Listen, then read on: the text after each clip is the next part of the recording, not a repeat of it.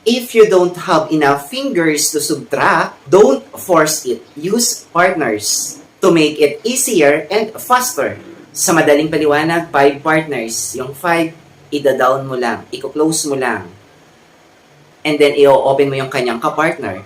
Tandaan mo, ang 1 kapartner niya ay 4. Ang 4 kapartner niya ay 1. So, matotal, 5. Kaya, i-down mo yung 5. Yung 2, ang kapartner niya ay 3. Yung 3 kapartner niya ay 2. Total, 5. Example, para malinaw, 7 minus 3, 7. You have to subtract 3, but only have 2 in the lower part. Not enough. Use 5 partners. Kung 3 ang isusubtract mo, ang kapartner niya ay 2. Close mo yung 5, open mo yung 2. The answer is 4. I-apply ulit natin. 6 minus 2. 6 minus 2. You have to subtract 2, but only 1 is available. Use the partners. Kapartner ng 2 ay 3. Close 5, open 3.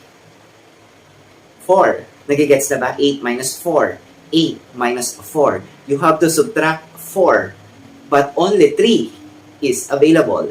Ano ba ang kapartner ng 4? Di ba 1? Kaya close 5, open 1. The answer is 4. Ayun, nagets mo na. Doon tayo sa 10 partners. Gamitin na natin magkabilang fingers. Sa 10 partners, ang 1 kapartner niya ay 9. Total 10. Yung 2 kapartner niya ay 8. 10.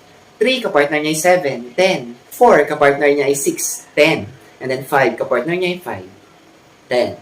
Kung 5 partners ang ida-down ay 5, sa 10 partners ang ida-down ay 10. And then i-add natin yung kanyang kapartner. Example, 13 minus 5, 10. 13 minus 5, kapartner ng 5, 5. Close 10, open 5. The answer, 8. Another example, 12 minus 9, 10, 11, 12, minus 9. Kapartner ng 9, 1. I-open mo yung 1, i-close mo yung 10. 3. Nagets mo? Kaya subukan mo na.